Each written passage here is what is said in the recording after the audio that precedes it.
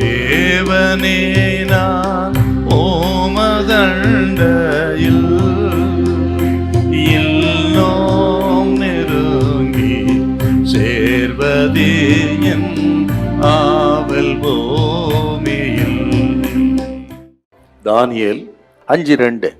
Belshazzar திராட்சரசத்தை ருசித்துக் கொண்டிருக்கையில் அவன் தன் தகப்பனாகிய நேபுகாத் நேச்சார் எருசலேம் தேவாலயத்திலிருந்து கொண்டு வந்த பொன் வெள்ளி பாத்திரங்களில்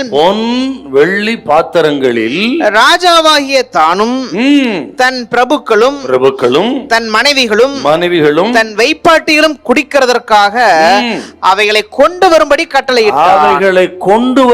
கட்டளையிட்டான். பெல்ஷாத்சாருடைய துணிகரங்க. என்ன துணிகரம்?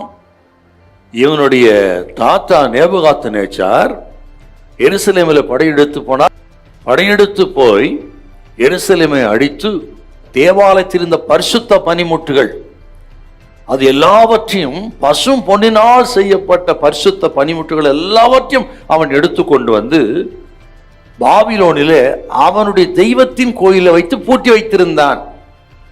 நேபுகாத் நேச்சார் கொண்டு வந்து வைத்த எருசலேமின் ஆலயத்தின் பரிசுத்த பனிமுட்டுகளை எல்லாம் அதை கொண்டு வர சொல்லி அந்த பாத்திரங்களிலே மதுவை வார்த்து அவனும் அவன் மனைவிகளும் வைப்பாட்டிகளும் அதிபதிகளும் குடித்து களியாட்டம் பண்ணக்கூடிய ஒரு பொல்லாத காரியத்தை இந்த பெல்ஷாத்சார் செய்தான்னா இவனுக்கு எவ்வளோ துணிகரம் இருந்திருக்கு பாரு. ஏன்னு கேட்டீங்கன்னா இவனுக்கு முன்னிருந்த ராஜாக்கள் அப்படி செய்யலுங்க. நேபுகாத் நேச்சார் அப்படி பண்ணல. இவன் ஏன் அப்படி பண்றான்னா தனது தெய்வத்தை புகழ்வதற்கு எபிரேய தெய்வத்தை கனவீனம் பண்றாங்க அவன். அப்படின்னா இவன் எவ்வளவு துணிகரக்காரன். எபிரேய தெய்வமாக யெகோவா தேவனை கனவீனம் பண்ணுவதற்கும் வேல் என்கிற கல்லும் மண்ணுமாகிய அந்த தெய்வத்தை உயர்த்துவதற்கும் இப்படி பரிசுத்த பனிமுட்டுகளை கொண்டு வந்து இழிவுபடுத்தினவன் இந்த பெல்ஷாத்சார் ராஜா. ஆகவே தான் இந்த விருந்தே இவனுக்கு ஒரு அடக்காராதனையா போயிருச்சு. இருந்து சடங்கான ஒரு விருந்தாக இது மாறிவிட்டது. ஏன்னா அன்னைக்கு ராத்திரியே சேர்த்தாங்க அவன். ஆகவே நமது வாழ்க்கையில பரிசுத்தத்துக்கு அடுத்த காரியத்தில் துணிகரம் கொள்ளக்கூடாது. கவனிக்கணும். நம்ம ஆண்டவர் நம்மை பரிசுத்தமாக இருக்கும்போது அழைத்திருக்கிறார். நாம் பரிசுத்தமாக இருப்பதே தேவனுடைய சித்தமாக இருக்கிறது. நான் பரிசுத்தராய் இருக்கிறது போல நீங்கள் உங்கள் நடக்கல் எல்லாவற்றிலும் பரிசுத்தராயிருங்கள்.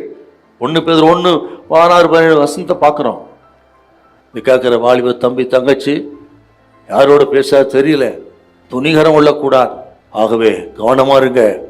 பரிசுத்த வாழ்க்கை குறித்த காரியங்களிலே ஒருபோதும் ஆண்டவர் சமரசம் செய்யவே மாட்டார். ஆண்டவரை தேடுங்க.